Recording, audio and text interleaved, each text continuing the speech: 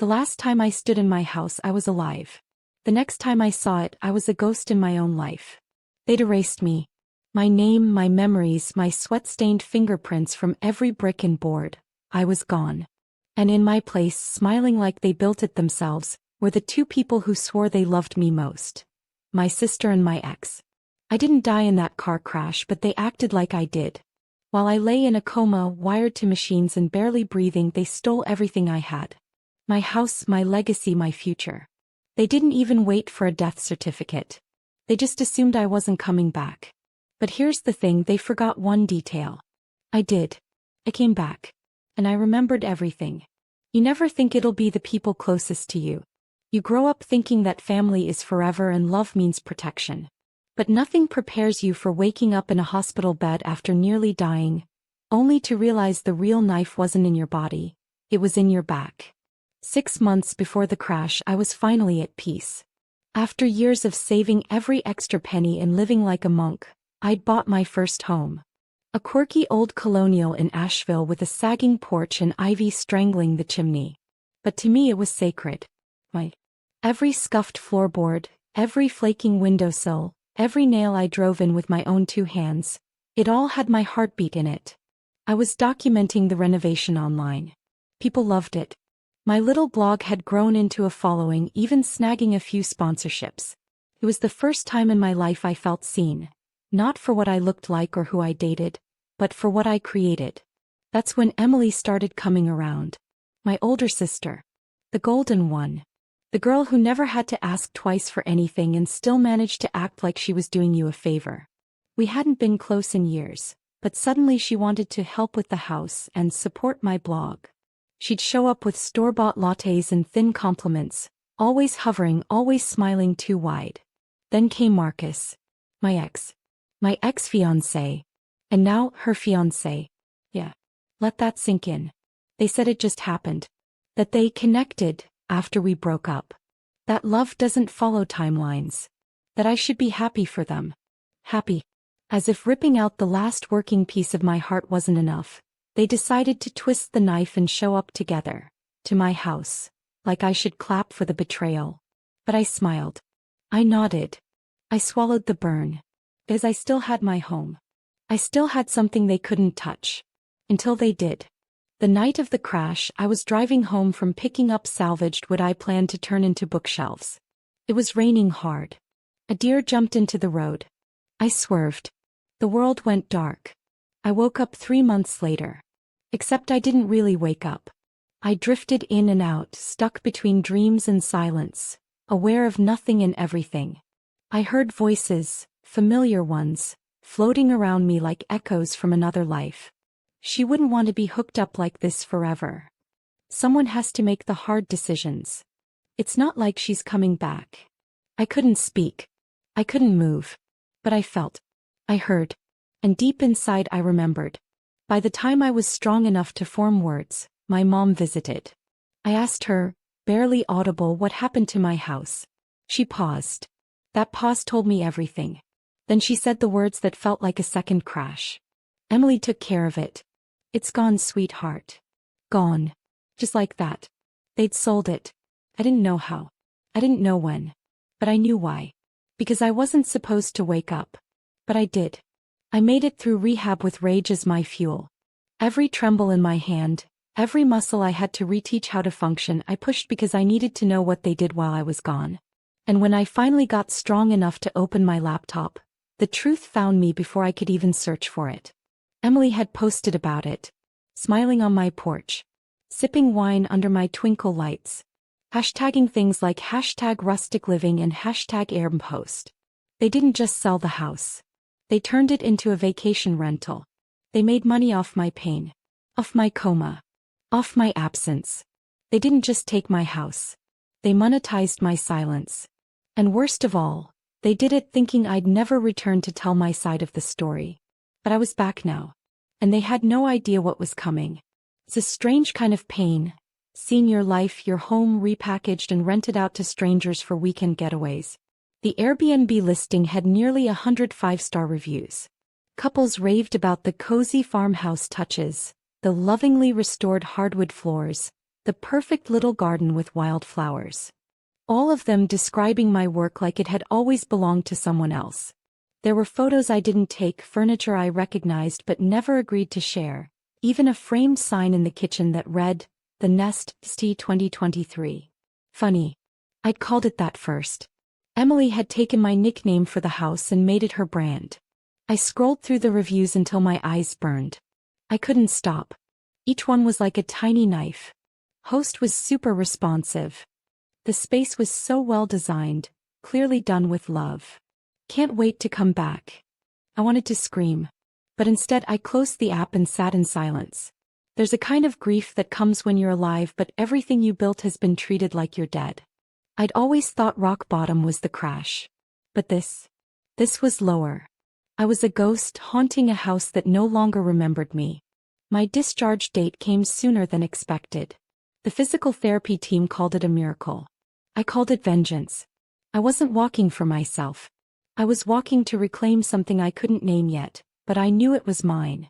I didn't tell anyone I was out of the hospital. Not even my mother. She'd visited less and less toward the end. I think guilt gnawed at her in ways she didn't have words for. She'd glance away when I asked questions about the house. About Emily. About Marcus. "They thought you were gone," she said once. Emily did what she had to. Well, she did what she wanted. I took the little savings I had left and rented a tiny studio apartment across town. Nothing fancy. Just a mattress, a mini fridge and Wi-Fi. That was all I needed. I didn't want comfort. I wanted clarity. And I needed to understand how they pulled it off. Legally, Emily couldn't have sold my home. Not without power of attorney. Not without forged documents. So I started digging. Late nights blurred into early mornings. I requested records. I checked county filings. I called the title office pretending to be an intern for a real estate blog. They were more than happy to send me copies. And there it was, buried in paperwork hidden in digital ink. 3 weeks after I went into a coma, a new deed had been filed. Transferring ownership from me to Marcus. It said I'd signed it myself. Notarized. Witnessed. Dated. All of it fake. I printed the documents and stared at my own signature for hours. It was a decent forgery. Almost perfect. Almost. But not quite. I could prove it wasn't mine. And the notary who stamped it? A friend of Marcus's. A guy who owned a vape shop 2 towns over. I found his Instagram. He bragged about how he could get paperwork handled, no questions asked. I wasn't just betrayed. I was legally robbed. That realization hit like another crash, but this time I was clear-eyed. Awake. Alive. I didn't want to sue. I didn't want courtrooms or drama. I knew what the law would say. I should press charges. But I didn't want justice from a judge. I wanted to watch their world crumble the way they crumbled mine. Quietly. From the inside. I began documenting everything. My original blog came back online, but this time it wasn't about home renovation. It was about theft. I posted one entry. The house I built while they planned my funeral. It went viral in a week. I didn't use names. But I included enough detail. The address blurred, the timeline exact, the betrayal laid bare like an autopsy of trust. Thousands of women commented. Sent messages. Shared their own stories of family betrayal, of being taken advantage of waking up to find their lives rewritten without consent. The post blew up on Reddit. Then TikTok. Someone eventually figured out who I was talking about. It wasn't hard. Emily's Airbnb listing vanished 3 days later. I didn't even have to say a word. But the best part? I wasn't even done yet. I thought seeing my house turned into a rental was the worst of it. But watching Emily unravel in real time? That hit differently. The moment the blog post went viral, it was like striking a match near dry grass. Quiet at first, but then the flames spread fast, and everyone wanted to know who the story was about. The internet has a way of sniffing out the truth even when you try to hide it. And Emily? She'd left digital breadcrumbs everywhere. People found the old Airbnb listing through cached pages. Screenshots spread on Twitter. Someone shared a photo of Emily posing on the porch with Marcus. Same outfits, same mugs, same tagline from my blog. That was all it took. Within days, Emily's Instagram comments were flooded. Is this the house you stole from your sister? Shame on you. Hope you enjoy the money while it lasts. She went private. Then deleted everything. I hadn't spoken a single word to her. Not yet. But I knew she was watching. Marcus, on the other hand, had the audacity to reach out. He emailed me late one night. I recognized the subject line before I even opened it. Can we talk? He rambled for 4 paragraphs. Said they never meant to hurt me. That things spiraled after the accident. That they were just trying to keep the house in the family. Family. He had the nerve to call it family. He ended it with, I hope one day you'll understand. I didn't respond. Because there was nothing left to say. But karma doesn't need a reply. A week later, someone sent me a screenshot from a neighborhood Facebook group. Marcus had been arrested. Mortgage fraud. Falsifying legal documents. Not just for my house, he'd done it to another woman too. A widow. Turns out my story had encouraged her to look into her own paperwork. He wasn't just a con artist with a charming smile and a real estate license. He was a pattern. And now the pattern had caught up to him. Emily. He went down with him. Not legally, not yet, but publicly. Her job at the wellness marketing agency quietly let her go after the backlash. She lost her brand deals, her influencer perks, even her dream wedding venue reservation. Turns out, wedding venues don't like being linked to felony investigations. Funny how that works. Me. I was still in my little studio, still healing, still quietly rebuilding my life brick by emotional brick. But now I had something I didn't before. A community. Thousands of women messaged me daily. Some shared tips, resources. Others just sent encouragement. One of them, a lawyer from Atlanta, reached out and said, you might not want to press charges, but I'll help you clean up the mess. No charge. Let's make sure they don't hurt anyone else. Her name was Denise. She became my legal guardian angel. Together, we filed a quiet but firm petition to have the property transfer reversed. Marcus's forged signature didn't hold up for a second once the notary was questioned. The entire thing unraveled like cheap thread. 3 months later, the deed was back in my name. I didn't celebrate. I didn't post about it. Didn't gloat. I just drove there one morning, back to the house I hadn't seen in nearly a year, and stood on the porch like I was seeing an old friend for the first time. It was still there. Changed but still mine. The porch swing was gone.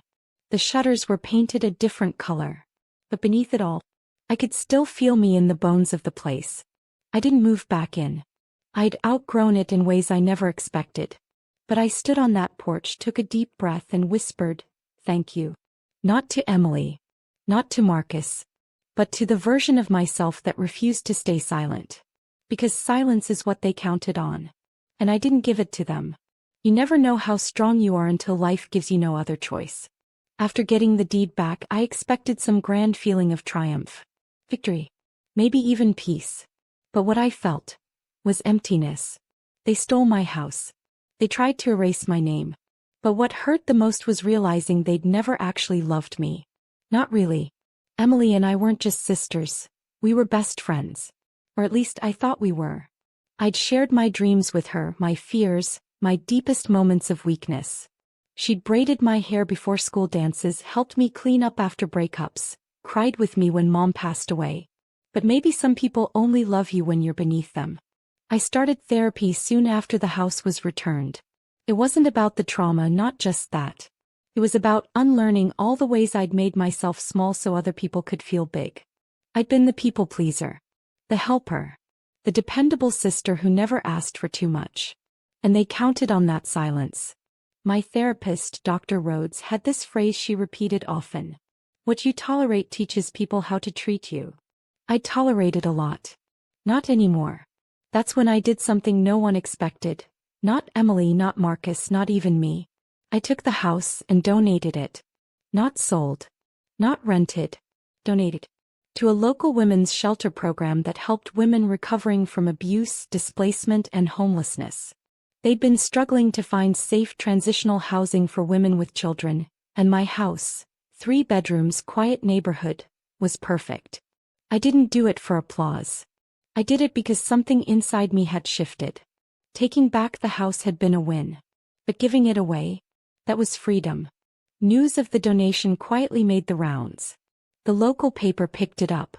Local woman donates home after recovering from coma and real estate betrayal, the headline read. I didn't use Emily or Marcus's names. I didn't need to. Truth doesn't need a spotlight to shine.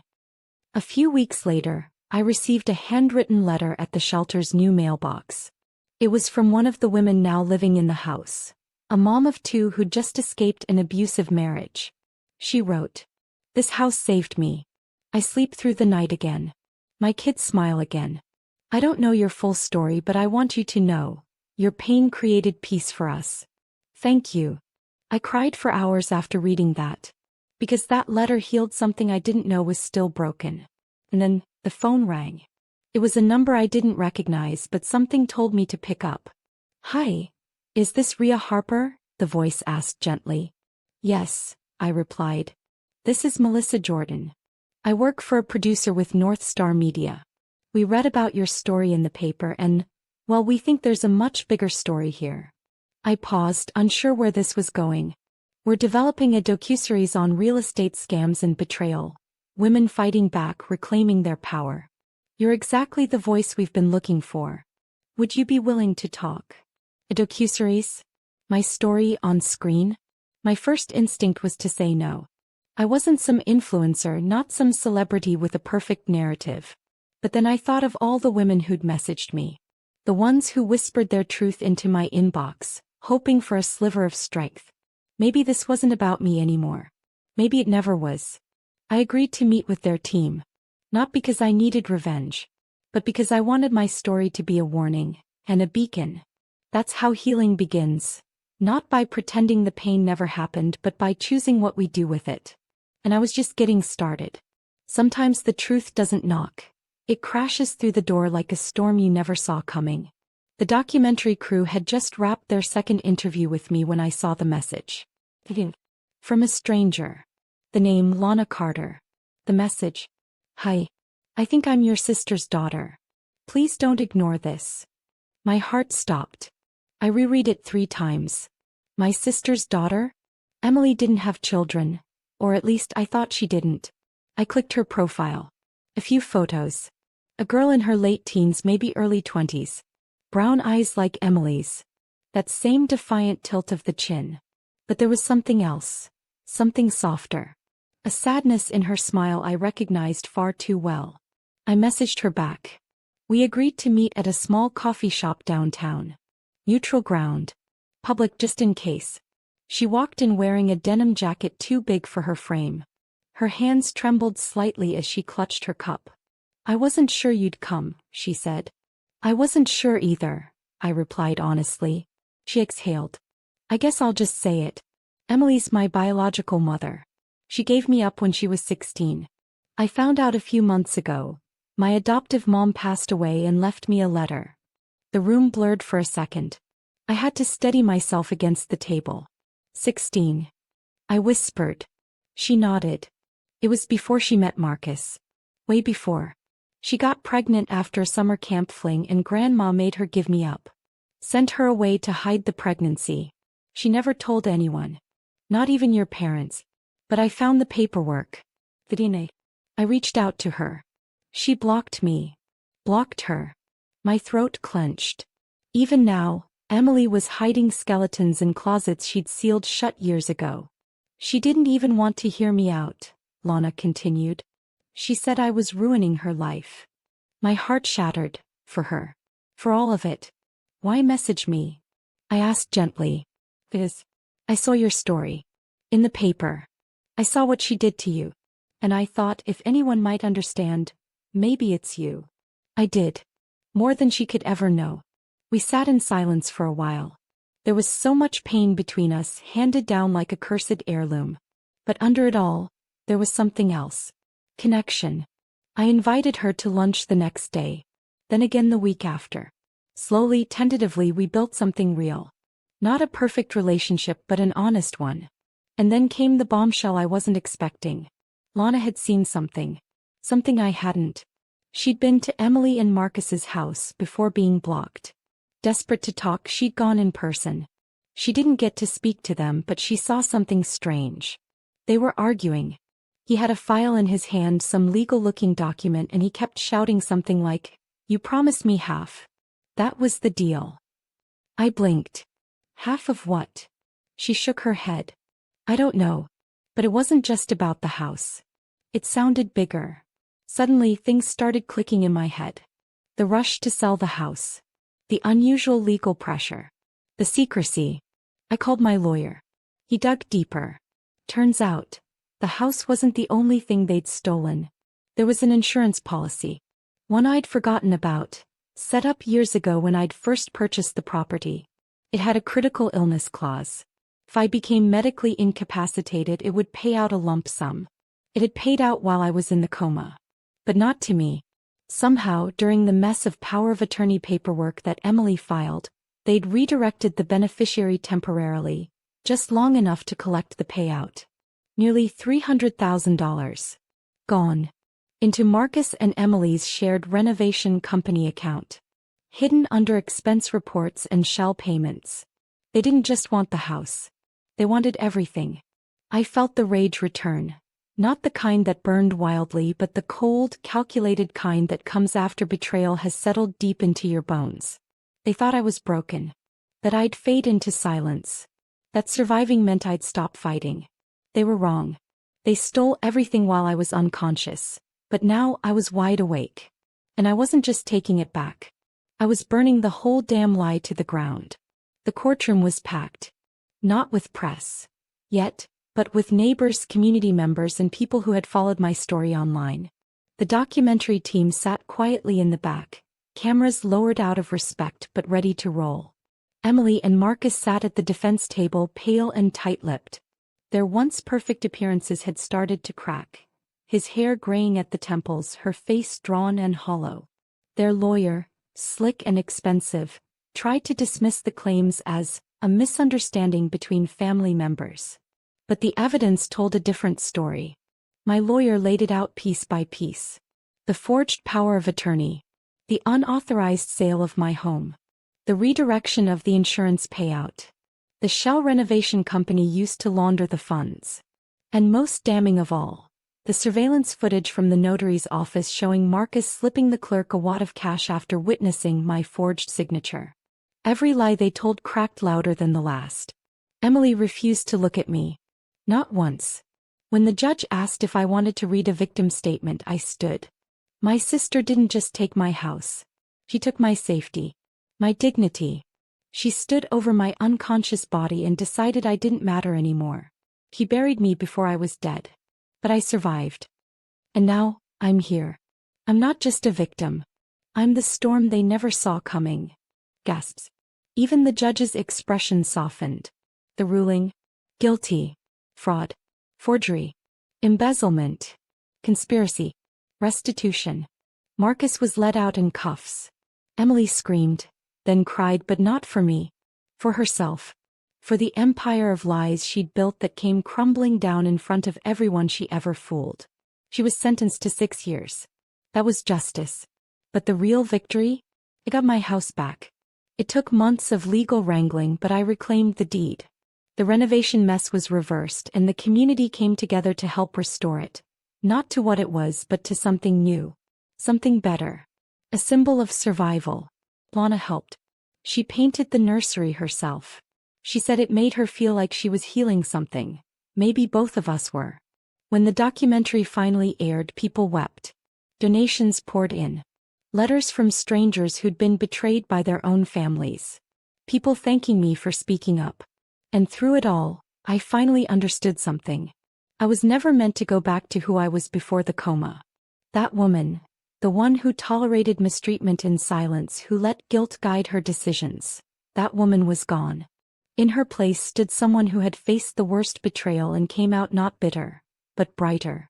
I opened my own nonprofit, Woke and Strong, to help others navigate medical and legal emergencies with proper advocacy. And I made damn sure every penny that Emily and Marcus stole was accounted for. Because they didn't just take my house. They tried to erase me. But I woke up. And they'll never forget it. If this story gripped you, share it with someone who needs to hear it. Like, comment, and hit that subscribe, because new real-life stories drop daily.